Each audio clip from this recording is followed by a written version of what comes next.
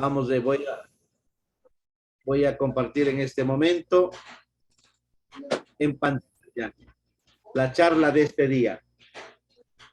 He visto la necesidad para mí inclusive urgente de compartir y de profundizar este evangelio muy importante inclusive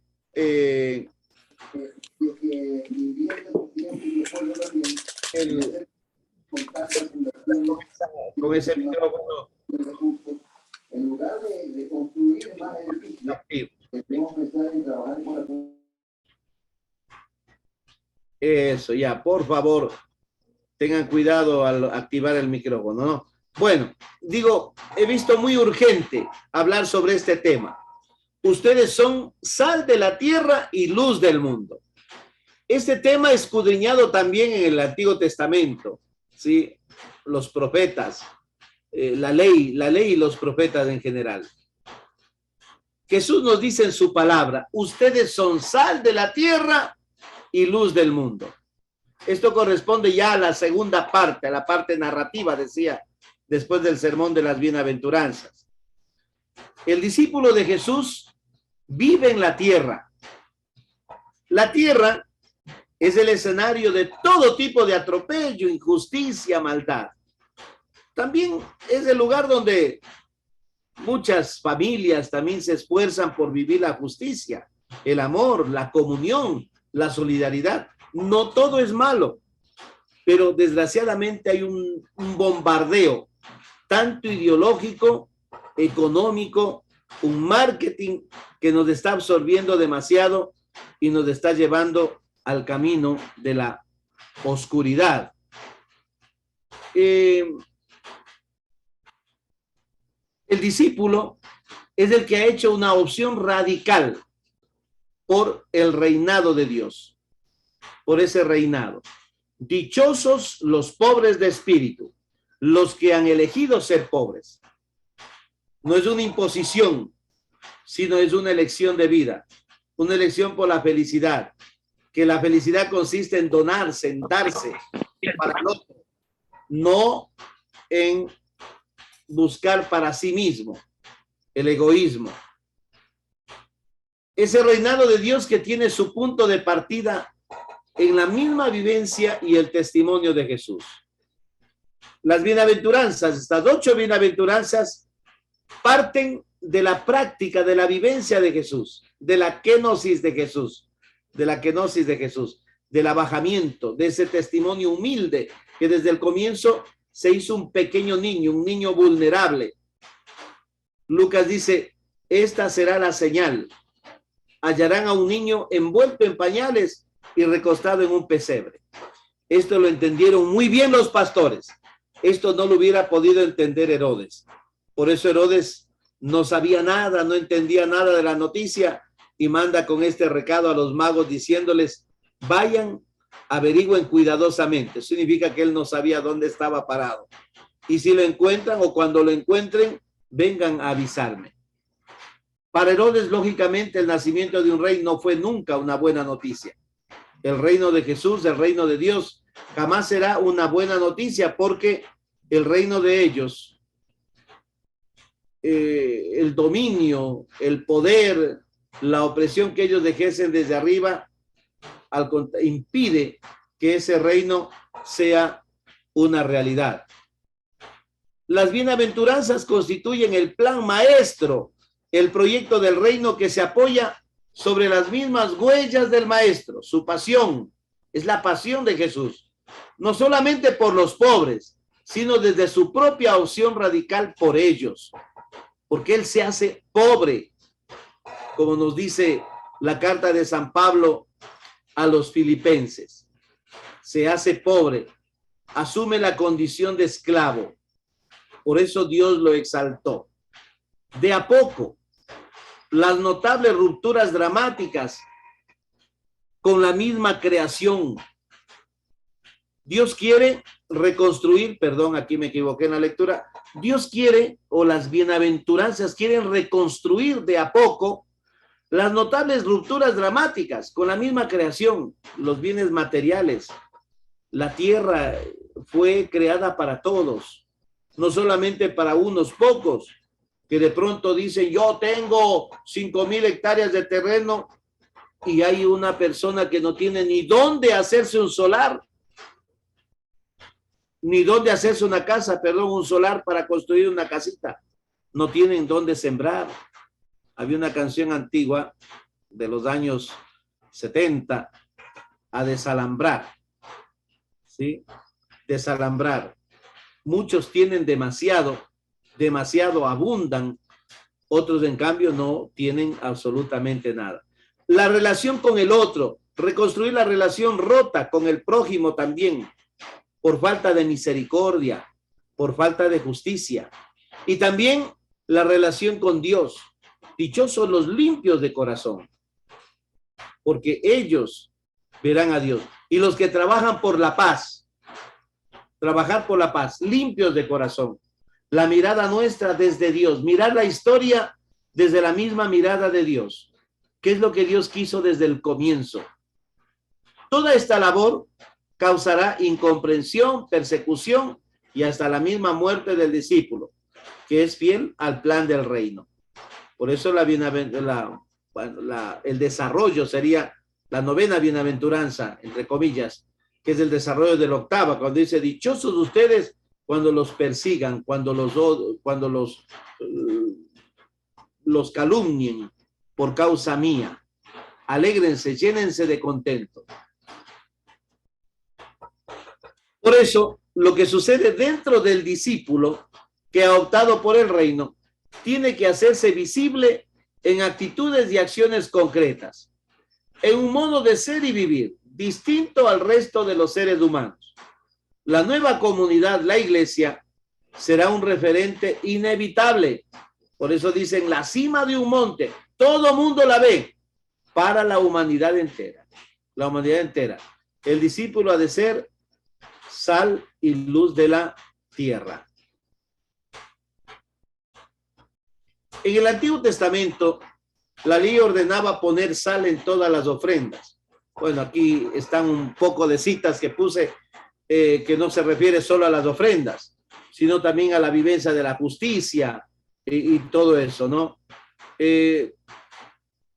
La sal era señal del pacto con Dios. Se llamaba el pacto de sal, es decir, un pacto definitivo, imperecedero, un pacto de fidelidad total solo a Dios, porque a Él tenemos que ser consagrados.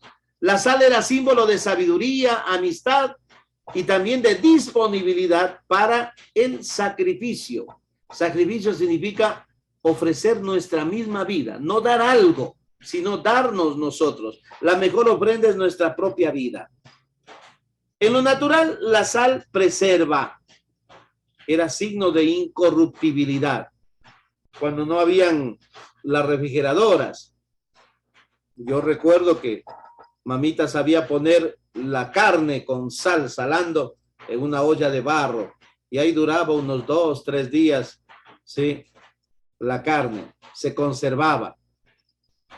En el antiguo mundo, en el Antiguo Testamento, en la época de Jesús, la sal adquiría una importancia capital, porque para los griegos la sal era algo divino inclusive. Los romanos pagaban en sal el trabajo de sus soldados y otros. De ahí viene la palabra salarium, que era la cantidad de sal que los romanos recibían como pago, el salario. La sal no es buena en sí misma, sino cuando entra en contacto con lo que se va a salar.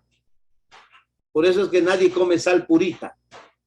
Más que dar sabor a las comidas, hace que se libere el sabor verdadero de cada alimento. Al romper las paredes celulares de verduras, frutas y carnes, la sal hace que esos poros se abran y uno pueda saborear el aroma, el sabor de lo que come.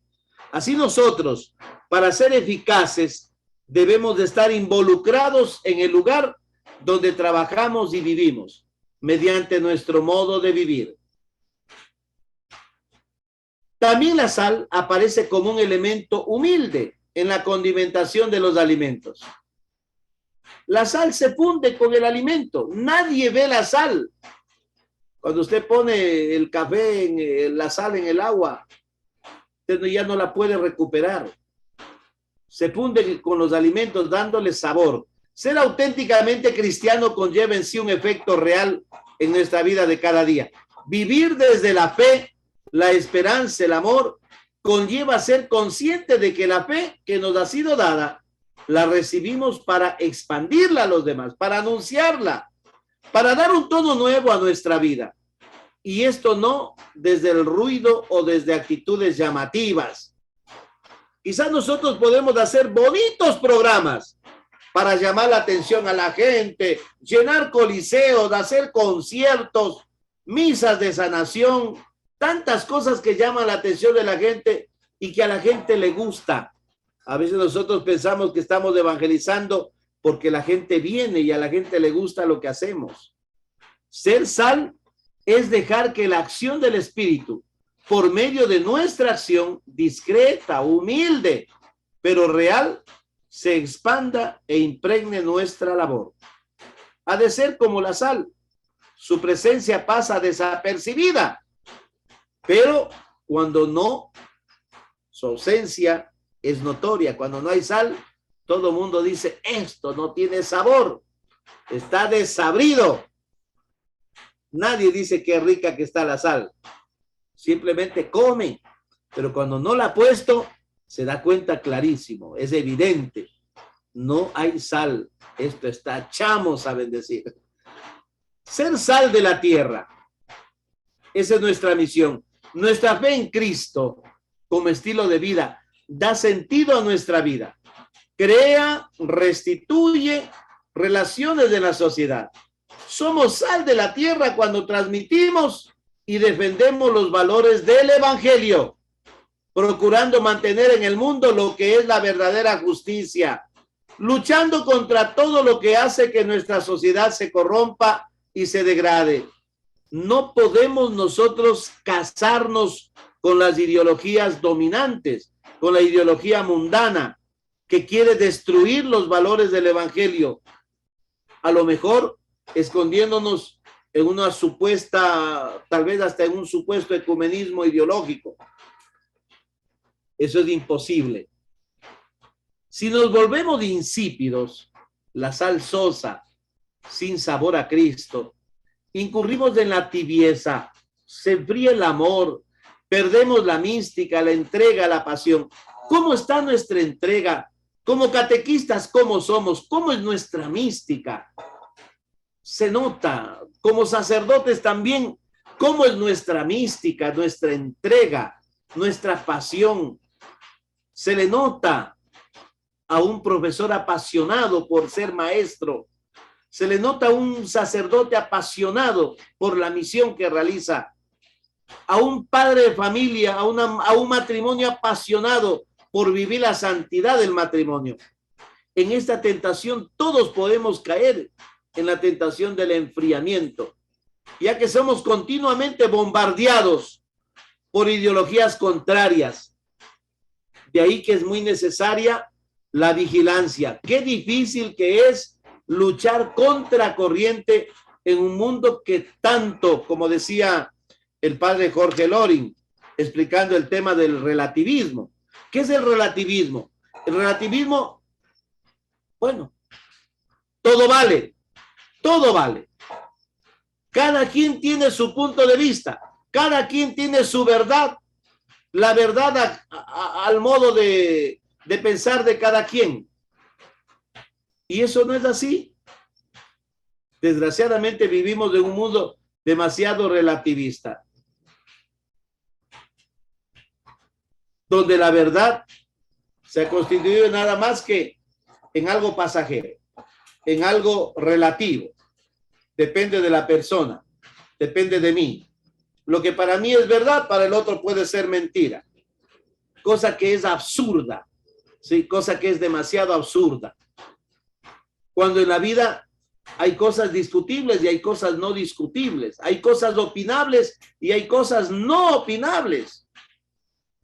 cosas opinables. Yo les he dicho a los catequistas de aquí, tú te vas de aquí del Corazón a La Maná. Hay algunos caminos, de ahí se va por Palo Blanco, se va por Moraspungo, Guapara, La Libertad, puedes ir a Valencia, puedes ir por Ercilia.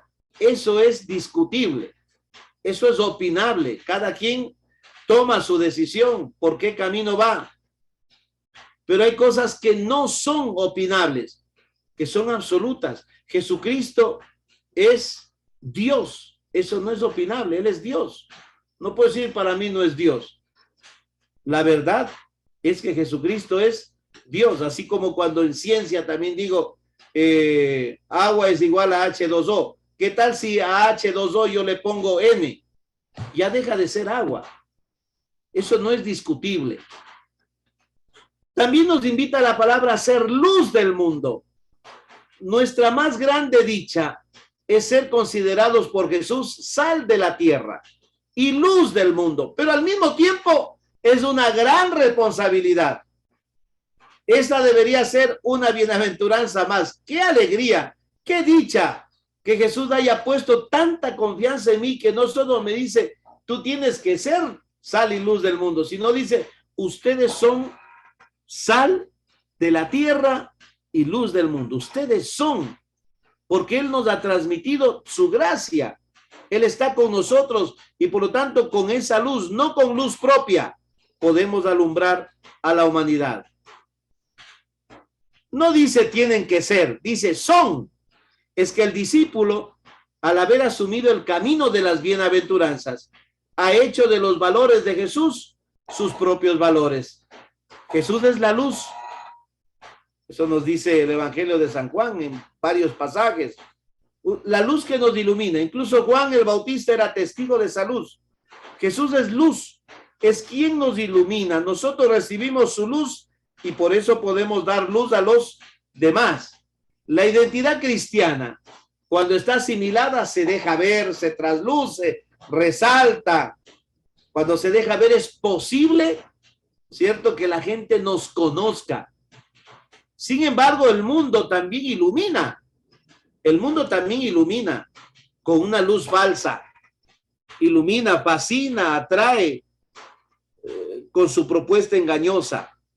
Los medios de comunicación, tras repetir cada cosa, nos ha convencido de muchas falsedades, de muchos engaños, de muchas mentiras. El mundo, el marketing, la propaganda, nos engaña con estas propuestas de una felicidad mundana, de una felicidad pasajera, de una felicidad que depende de lo que consumimos, de lo que tenemos, de los títulos que podemos haber adquirido y no depende de una opción de vida por darnos a los demás. La felicidad es una elección personal que la hago como una respuesta al llamado de Jesús. Esta propuesta engañosa siempre será absorbente, destructiva, siempre nos llevará de tumbo en tumbo a la destrucción. Casi más de 6 siglos, hace casi más de 6 siglos, el profeta Isaías describe en qué consiste esa luz verdadera que hemos de transmitir. Y yo voy a pedir de favor, Mireya, no sé quién tiene la Biblia, alguien que tenga la Biblia puede ayudarme con esa lectura. Isaías 58, 6 al 10. ¿Alguien podría ayudarme con esa lectura? ¿Tiene la Biblia ahí, Mireya? No, no tengo. Que la busque. Tiene tiempo para buscarla. ¿No? Ya. Por tanto, ser luz para otros es dejar que los valores de Jesús, del reino, se manifiesten en nuestra vida y orienten nuestro camino. A ver, dice Berito Tipán. A ver, Berito Tipán me va a ayudar con la lectura, ¿sí? El momento que yo le diga, por favor. Muchas gracias, Berito. No caminamos en la noche, seguimos a alguien que va marcando por delante nuestro camino. Por eso somos discípulos. Cuando Jesús elige a sus discípulos, les dice, deute o pisomum. Deute o pisomum. Deute o pisomum. Detrás. El discípulo siempre va detrás. A Pedro lo pone en el lugar. Le vuelvo a decir, Deuteo piso mu Satanás. Tú no piensas como Dios, sino como los hombres. Nos podemos hacer estas preguntas. ¿Cómo está mi vida de discípulo? ¿Apagada, tibia? ¿O está una vida ardiente? Soy sal y luz. ¿Y cuáles son esos signos que identifican mi opción de bienaventurado? Si yo pregunto a una persona de la calle, ¿tú qué eres? ¿Qué religión tienes? Va a decirme, soy católico. A ver, católico, pero ¿en qué participas en la iglesia? Y cuando escuchamos nosotros de iglesia, justamente alguien me decía el día sábado en la plaza, Jesús no fundó ninguna religión, Dios no es religión. Sí, no fundó ninguna religión. La religión es el modo de llegar a Dios. Jesús nos enseñó la manera de llegar a Dios. ¿Cómo podemos llegar a Dios? Es más, nos mostró quién es Dios. Por eso dice la palabra en Juan 17, he manifestado tu nombre a los hombres que me diste y lo seguiré dando a conocer, el nombre. ¿Quién es Dios? ¿Eso es religión? Ahora nos enseñó a relacionarnos de un modo gratuito. Dios nos da su gracia, nos acoge con amor, es Dios misericordioso. No depende el amor de Dios del cumplimiento de leyes a lo mejor que a las personas ataban, a los seres humanos ataban en el Antiguo Testamento. Una población que no sabía ni leer ni escribir, sumida en la pobreza, en la miseria, con ese complejo de culpa. Todo esta cantidad de leyes que le mantenían a las personas sumidas en la pobreza, en la miseria religiosa, ideológica, económica, política, social, excluidas de todo. Eso pasaba en esa época. Vamos a escuchar la lectura de Isaías 58, 6, 10. ¿Cómo ser luz? ¿Sí? ¿En qué consiste ser luz para los demás? Berito. Ya. ¿No saben cuál es el ayuno que me agrada? Romper las cadenas injustas, desatar las amarras del yugo, dejar libres a los oprimidos y romper toda clase de yugo. Compartirás tu pan con el hambriento. Los pobres sin techo entrarán a tu casa. Vestirás al que veas desnudo y no volverás la espalda a tu hermano. Entonces tu luz surgirá como la aurora y tus heridas sanarán rápidamente. Tu recto obrar marchará delante de ti y la gloria de Yahvé te seguirá por detrás. Entonces, si llamas a Yahvé, responderá. Cuando lo llames, dirá, aquí estoy. Si en tu casa no hay más gente explotada, si apartas el gesto amenazante y las palabras perversas, si das al hambriento lo que deseas para ti y sacias al hombre oprimido, brillará tu luz en las tinieblas y tu oscuridad se volverá como la claridad del mediodía. Palabra de Dios. Te alabamos, Señor. ¿En qué consiste entonces la tiniebla? La tiniebla consiste en la injusticia. Es la injusticia. Es la opresión, es el gesto amenazador. Es el pesado yugo que imponemos sobre los pobres. Es la opresión, es la exclusión, es el descarte. Esa es la oscuridad. La luz brillará cuando, y dice el texto, cuando si apartas de ti todo yugo, toda imposición que haces, no creerán que esta palabra de Isaías fue de agrado del sistema. Por eso los profetas, la mayoría de profetas fueron asesinados por el odio. El sistema los odia. Y ustedes saben que el sistema compra fácilmente las mentes de la gente, las mentes del pueblo pobre. Yo veo en estas campañas políticas con qué facilidad la gente se vuelca atrás de los políticos. Saben que el mundo sigue de mal en peor. Después de unos meses que ya ocupan el lugar, el puesto político, están gobernando en las instituciones, el pueblo se siente nuevamente decepcionado. Yo pensé que iba a cumplir, no hizo nada. Es que nadie se da cuenta que para poder liberar a un pueblo, no hay que subir, sino al contrario, hay que bajar. Dios ha bajado siempre. Éxodo 3:14. He visto la humillación de mi pueblo y he bajado. Dios se implica en el drama humano desde el comienzo. Génesis, ahí vemos a Dios, a Yahvé Dios pasear por el jardín, conversando directamente con el ser humano, involucrándose hasta que Dios se encarna, Dios se involucra en la historia. Dios viene a vivir con nosotros. En el mundo vino, el mundo no lo conoció. ¿Por qué no lo conoció? Porque prefirió las tinieblas. Las tinieblas es precisamente todo eso que nos dice el profeta, ¿no? El profeta Isaías. Si apartas de ti todo yugo, si no delatas y no acusas en falso. En ese tiempo también había eso, ¿eh? Esto no ha desaparecido. Si partes tu pan con el hambriento, si sacias del hambre del indigente, resplandecerá en las tinieblas tu luz. El mundo, mientras viva así como vive, ahorita estamos en una situación tan dura a nivel mundial. Tanta gente oprimida, tanta gente sin empleo, no hay medicinas en los hospitales, no hay justicia. El desempleo, la inseguridad. Lógicamente, si todos estos signos de tinieblas, estos signos de muerte crecen en el mundo, vemos el mundo marcado por la muerte, por las tinieblas. Con dos comparaciones, Jesús nos hace ver lo absurdo e inútil que sería ocultar esa luz.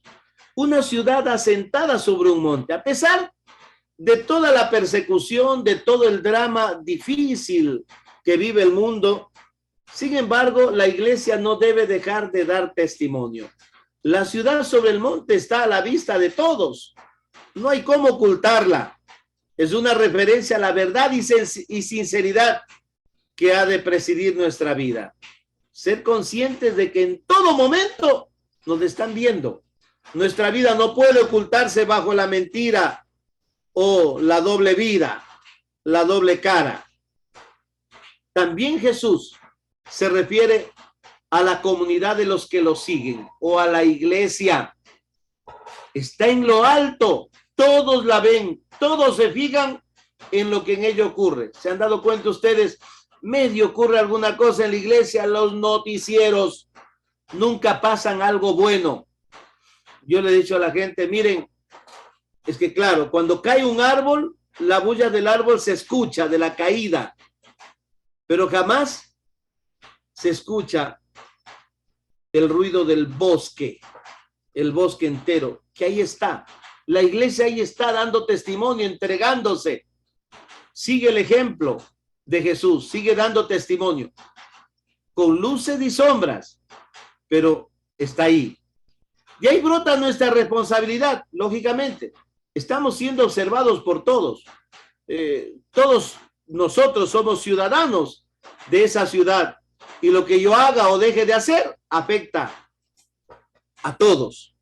Y sobre todo, también hace que, además de perjudicar a la iglesia, también los demás tengan de qué prenderse para poder criticar, para poder opacar el testimonio y el trabajo o la misión de la iglesia. La segunda comparación, luz que alumbra a los de casa. La luz se enciende para alumbrar y no para ponerla debajo del selemín. Era un recipiente de madera donde se medía el grano, de una cantidad determinada de grano, una medida de grano. Eso poniéndole boca abajo, lógicamente, ahí adentro se puede poner una luz. Bueno, es algo absurdo. Hay que tomar en cuenta que las casas en Palestina eran de una sola pieza. De tal manera que una luz que se encendía alumbraba todo el lugar. Cuando se ponía en el lugar correcto, lógicamente. El lugar correcto siempre será encima. Permite mirar lo que hay dentro. Disfrutar de lo que está bonito, tal vez bien arreglado. También para evitar tropiezos, porque las casas son oscuras. en Nazaret, vamos a pensar en Nazaret y en otros lugares, y también para reconocernos entre nosotros. Sin luz no nos podemos mirar, pero también pone en evidencia lo otro, lo contrario, lo que está escondido, lo injusto, lo incorrecto. La luz alumbra y desnuda nuestra vida. En eso consiste la comunidad o la vida comunitaria. La luz nos ayuda también a descubrir en lo que estamos fallando y lo que tenemos que cambiar. Inspirado en el Evangelio, el Papa Francisco no deja de advertir a todos los obispos, sacerdotes, laicos, que la iglesia debe dejar de estar encerrada en sí misma, alejada de los problemas de la gente, incapaz de dar al mundo de hoy el sabor de la sal y la luz del mundo. Suele decir el Papa, pensamiento del Papa, prefiero una iglesia accidentada, herida y manchada por salir a la calle que una iglesia enferma por el encierro y la comodidad de aferrarse a las propias seguridades. Metidos ahí encerrados, los curas, las monjas, los laicos, nadie quiere salir. No quiere una iglesia preocupada por ser el centro y que termina clausurada en una maraña de obsesiones y procedimientos. Salir, una iglesia en salida. Evangelii Gaudium 49. Además de eso, nos exhorta a no quedarnos tranquilos en espera pasiva en los templos, en los despachos. Nos invita a salir, a buscar las fronteras, los espacios humanos de los que se libra la batalla entre la fe y la creencia. Qué bonito es ir, por ejemplo, a un lugar donde están jugando el vóley. Ahí hay gente que cree y otros que no les importa. Hacer estos nuevos areópagos. El cardenal Martini nos hablaba de la importancia que tiene el abrirnos a las culturas, a esta nueva cultura, a una cultura ya no como la antigua, como el antiguo modo de ver la cultura, a estas nuevas culturas de estudiantes, de jóvenes, de universitarios, estas culturas agnósticas, donde podemos establecer un diálogo, no tanto para hacer que los demás nos den la razón a nosotros, sino para aprender a convivir. Aprender a convivir. Donde abunda, donde la fe, la abundancia y la pobreza, el bienestar y el sufrimiento. Convencido de que lo que necesita hoy la iglesia es capacidad de curar heridas y cultivar una cultura del encuentro. El Papa nos habla siempre de esta cultura del encuentro entre las diversas culturas, las diversas maneras de pensar y las diversas capas sociales. Cuidado, este es el peligro que el Papa Francisco nos advierte sobre la globalización.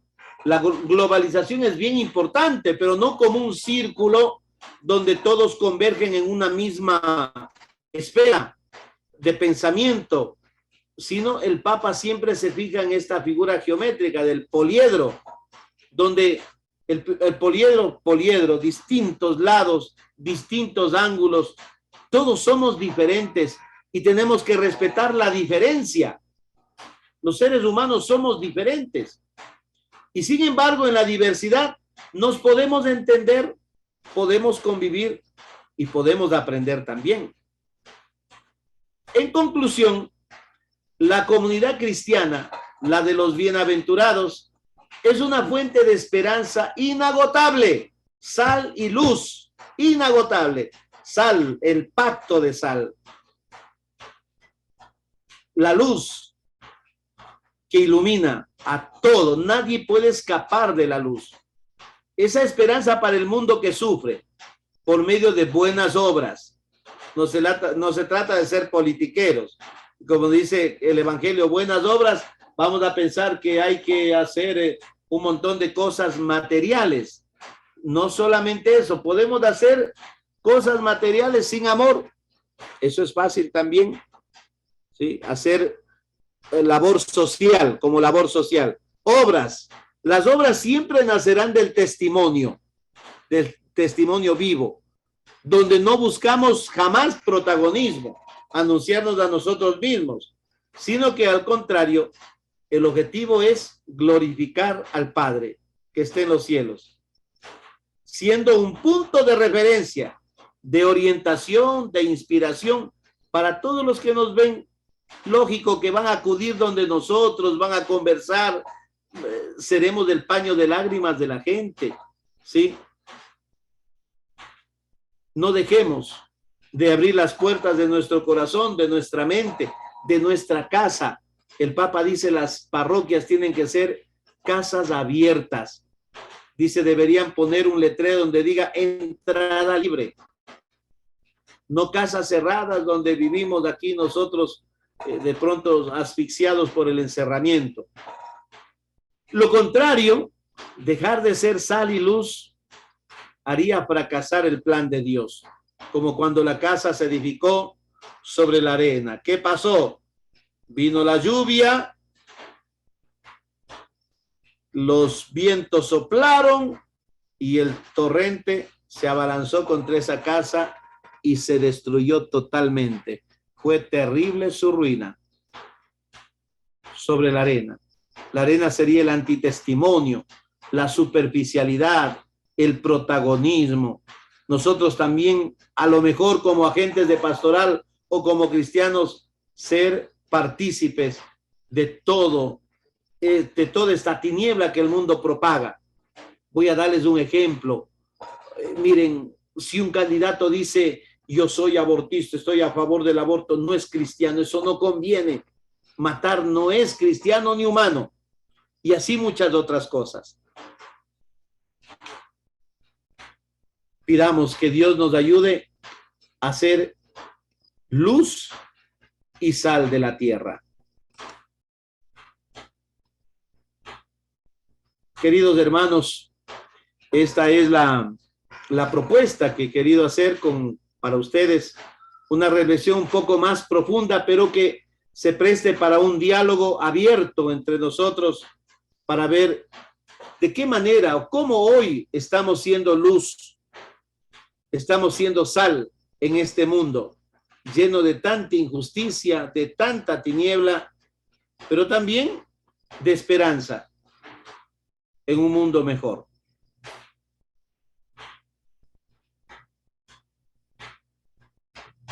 Vamos a conversar, vamos a abrir el diálogo.